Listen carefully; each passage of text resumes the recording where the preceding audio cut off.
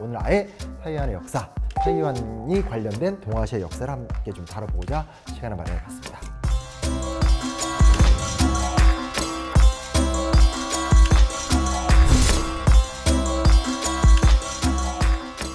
자, 타이완에 대한 이야기를 할 적에 무조건 전제에 대해 하나 있어요. 타이완은 오랫동안 중국의 일부였다.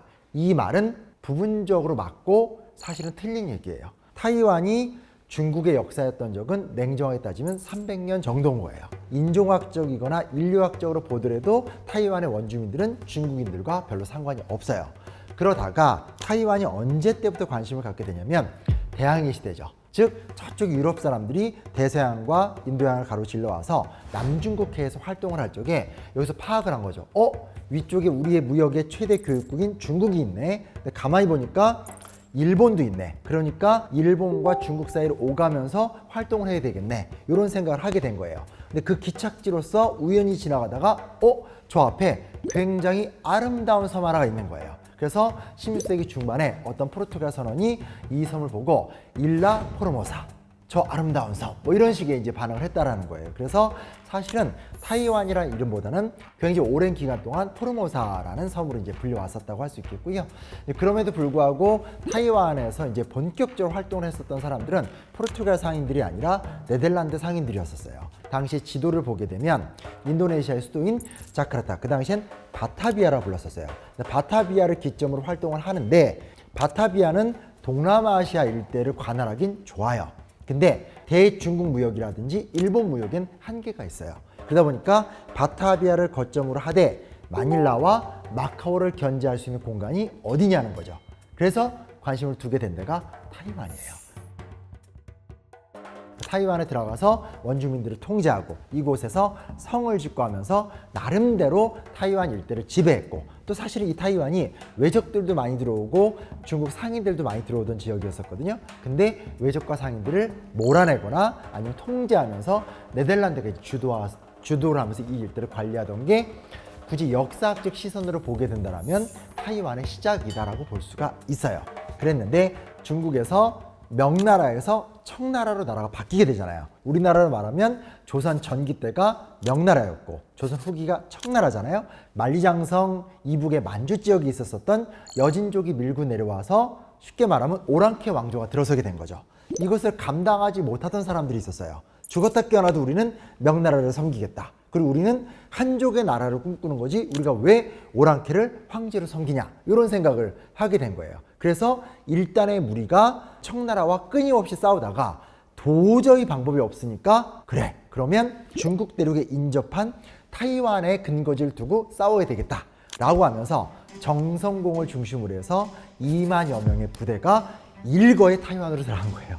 근데 당시 타이완에 있었던 네덜란드 군대가 수백 명밖에 안 돼요. 그러니까 말 그대로 정말 이 타이완이라는 곳은 무역 기착지로만 활동하던 거고, 가끔 네덜란드 해군이 와서 이 중국 상인들이나 일본 상인들 정도 이렇게 통제하고, 원주민들은 주로 고산 지역에 사니까 원주민들은 이제 그냥 그 안에 통제만 해주면 됐던 거였는데 2만여 명의 순수 한족 부대가 와서 타이완을 점령해 버리니까 네덜란드는 쫓겨날 수밖에 없게 되는 상황인 거죠.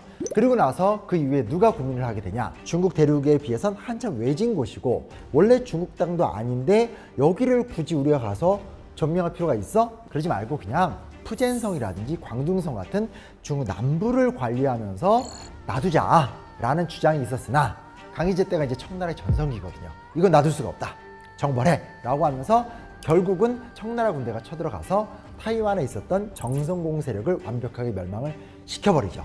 그리고 그때부터 청왕조가 멸망할 때까지 타이완이 중국의 영토가 되었다고 우리가 볼 수 있게 되는 거예요. 그 기간이 얼추 한 300년 정도 되는 거죠. 그리고 중국 땅이 되니까 자연스럽게 푸젠성, 광둥성, 중국 남부 일대의 사람들이 다 타이완으로 넘어와서 정착을 하게 되니 급속도로 한족화가 진행이 되면서 사실상 중국 역사의 일부가 되는 거예요.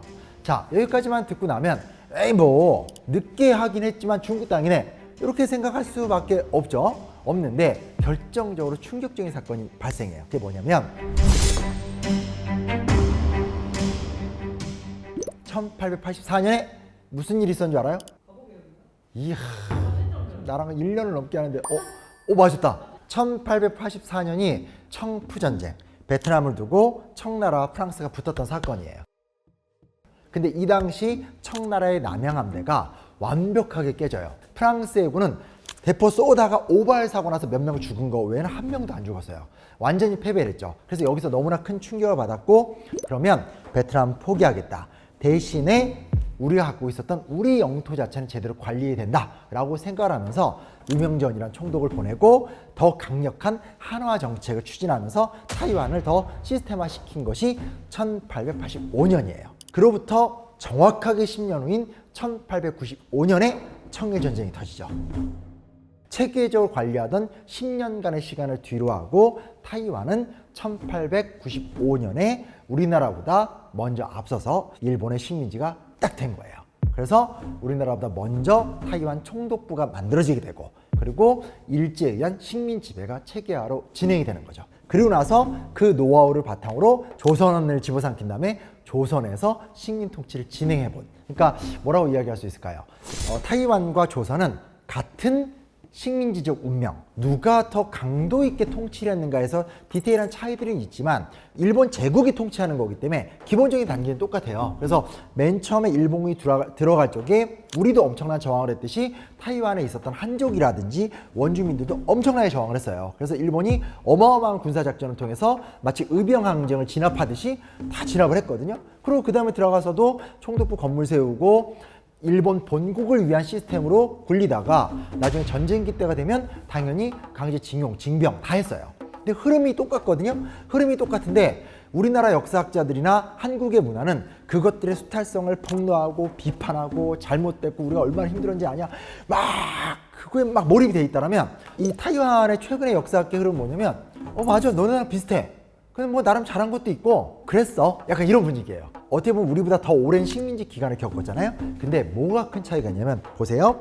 우리는 그러고 나서 해방이 돼서 분단이 되긴 했지만 우리의 나라를 우리가 만들어 왔잖아요. 근데 그에 비해서 애초에 타이완은 뒤늦게 중국화가 된 지역이에요. 중국화가 됐다고는 하지만 원주민들은 원주민의 문화가 있었고 일본의 통치를 오랫동안 받으면서 거기서 구체적인 사회 변화가 있었는데 1945년에 태평양 전쟁이 끝나게 되면서 일본이 항복을 하죠.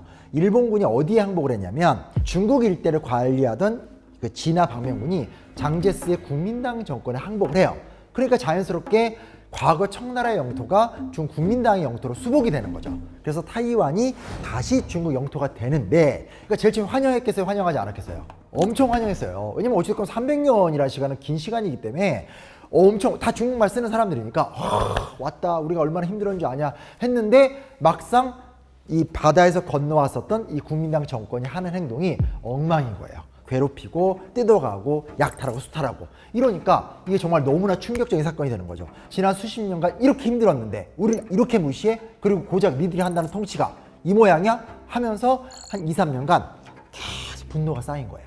자, 이러면 우리도 우리 역사를 대입해 볼 수 있죠. 우리가 무슨 사건이 터져요? 대구 11 사건이라든지 제주 4.3 사건 같은 게 빵빵 터졌잖아요.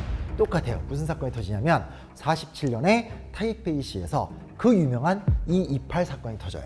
담배를 판매하던 여성이었던 린장마이가 이 전매국 단속원한테 걸려요. 굉장히 무리하게 이거 왜 팔아? 불법이야! 막 때리고 하니까 옆에 있던 시민들이 담배 걸렸으면 그냥 이거만 뺏어가면 되지 왜 때려? 막 항의를 하니까 푸셰퉁이라는 단속원이 도망가다가 군중을 향해서 총을 막 쏜 거예요.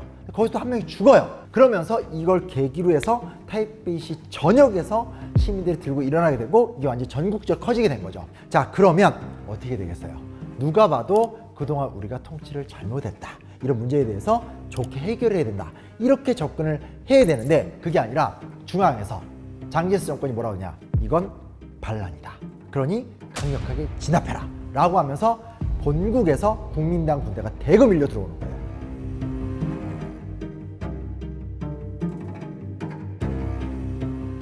들어가서 어마어마한 무력 진압을 하게 되면서 사람들이 총으로 맞아 죽고 또 때려 죽고 군대 경찰이 막 찍어 누르니까 사실상 무너지고 만게 된 거죠. 그리고 나서 2년 후인 1949년에 국공내전이죠. 장제스의 국민당 민족주의 정권과 마오쩌둥의 공산당 사회주의 정권 간의 충돌을 하게 된 거잖아요. 부패하고 타락했었던 장제스 정권이 완전히 패배를 하면서 결국은 타이완으로 넘어왔죠. 그때부터 무려 40년간 장제스와 장제스의 아들 장진거까지 계엄령을 선포하면서 쭉 타이완 전체를 군사 독재로 쫙 관리를 해버린 거예요.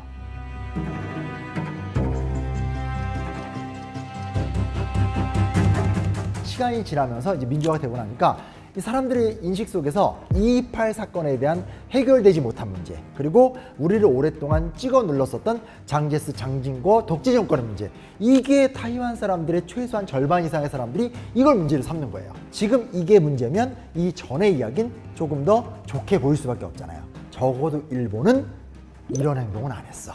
적어도 일본은 2.28 사건 같은 걸 일으키지 않았어. 니들 넘어온 사람들이 우리를 공격한 게 한두 개야? 이러면서 중국을 견제한다라든지, 또 미국과 친하게 지내면서 뭔가 그들만의 독자적인 방향을 꿈꾼다라든지, 나름대로 분류를 해봤었을 때 타이완 원주민, 민난인, 하카인, 그리고 신주민 넘어온 사람들, 이런 식으로 해서 이 사람들을 묶어서 우리는 중국인이 아니라 타이완이다 라고 생각하는 새로운 주장이 최근에 아주 타이완에서 풍미를 하고 있는 상황인 거예요. 근데 이조차도 사실은 최근에 주류적인 하나의 어떤 흐름인 거지, 이것도 사실 완성된 개념이라고 볼 수는 없죠. 왜냐하면 그렇게 이야기를 하더라도 타이완의 역사를 이야기하면 300년간의 청나라 역사를 뺄 수도 없고, 지금 이 사람들이 중국어를 또 쓰고 있고, 또 다른 한 세력은 하나의 중국이라는 거에 대한 강력한 신념이 또 있고, 이런 상황이니까 타이완 같은 경우는 일제강점기에 대한 시각이 우리랑 많이 다를 수밖에 없는 거기도 하고, 우리랑 지금 맥락이 굉장히 큰 차이가 있다라는 거예요.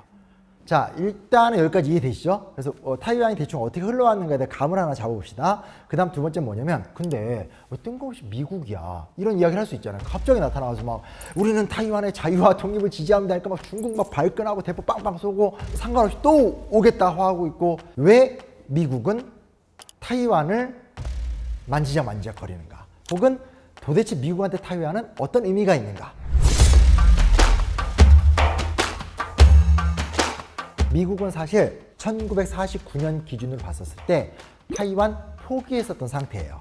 왜냐하면 그 전에 미국의 전략은 아직까지는 공산주의와의 대립이 강하지 않기 때문에 공산주의와 민주주의가 잘 타협을 해서 같이 가자라는 게 미국의 보관이었어요.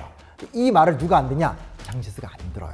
전혀 안 들어요. 그러니까 미국이 손 털고 알아서 해 하고 떠나버렸어요. 그 상태에서 국국내전에서 완전히 패하고 타이완으로 넘어가 있으니까 미국 입장에서 보는 거 뭐냐? 이건 아무리 봐도 시간 문제다. 조금 더 지나면 분명히 중공산당이 쳐들어와서 국민당 정권 사라지고 중국 공산화가 될 것이다. 그래서 경제와 외교적인 조치로서만 타이완이 공산당 수중에 들어가는 것을 막을 것이다. 냉정하게 이야기하면 미국은 지금 타이완 문제에 대해서 개입하고 싶은 생각이 없다라는 거예요. 그 상황 속에서 뜻하지 않은 사건이 터져요. 그게 뭐냐?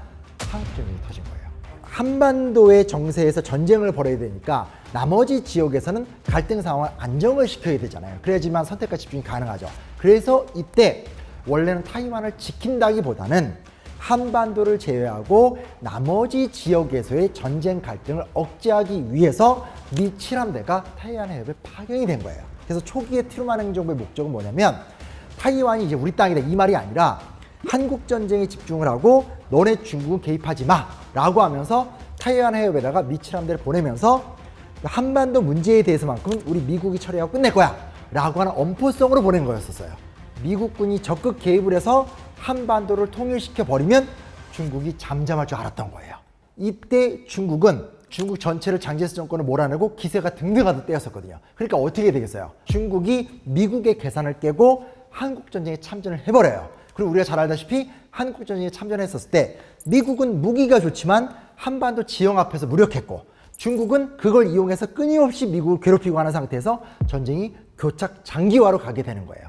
그 전까지는 타이완의 전략적 가치가 없다고 생각을 했는데, 전쟁이 장기화가 되는 1951년이 되니까 미국 국무부 내에 상당수의 관료들이 아니다, 가만히 생각해 보니까 타이완을 반공기지로 활약하면 최고다.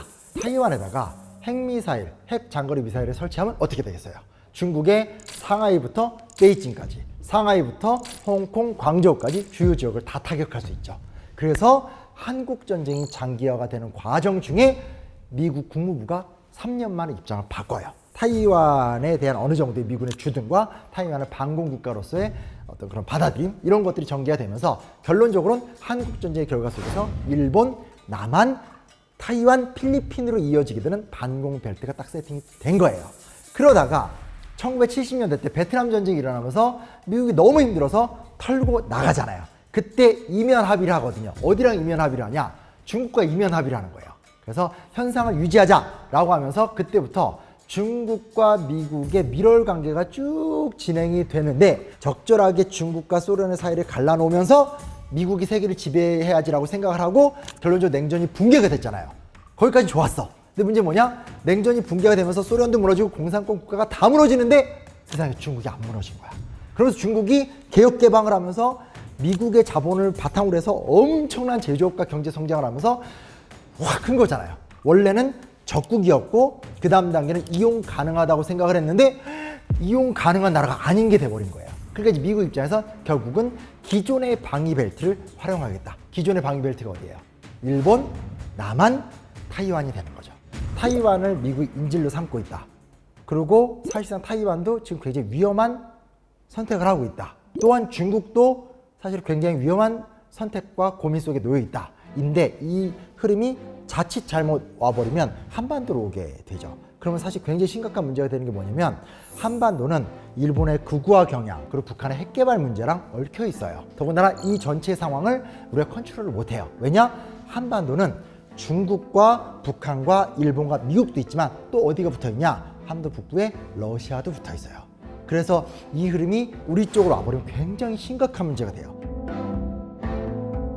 뭐 그냥 뭐 주변 국가만 믿다가 미국이 알아서 해줄 거야 라든지 에이 전 중국 아예 재수없어 한쪽은 선이고 한쪽은 악마다 이런 식의 생각으로 가다간 결코 풀 수 없죠. 더군다나 우리는 한번 그런 식으로 생각을 하다가 내전을 겪었던 나라거든요. 이제는 우리가 감정적으로 누가 좋을 수도 있고 싫을 수도 있지만 그런 것보다는 냉정하게 상황을 보면서 잘 판단하면서 우리의 평화, 동아시아의 평화를 일궈가야 되는 상황이다. 인류 역사는 여론의 힘이라는 게 꼭 있어요. 그래서 여론이 무언가를 바랄 적에 결국은 지도자들이 그거에 따라가는 경향이라는 게 있는 거고 더더더 평화를 추구하는 그 힘만이 결국은 강대국들이 칼과 힘과 약소국을 희생양으로 삼는 과정이 아니라 정말로 이게 뭔가 약소국을 배려하면서 공동 번영을 이끌 수 있는 나가는 굉장히 키가 되기 때문에 충분히 책임감을 갖고 의미 있는 활동을 해나가야 되는 아주 중요한 시점이다.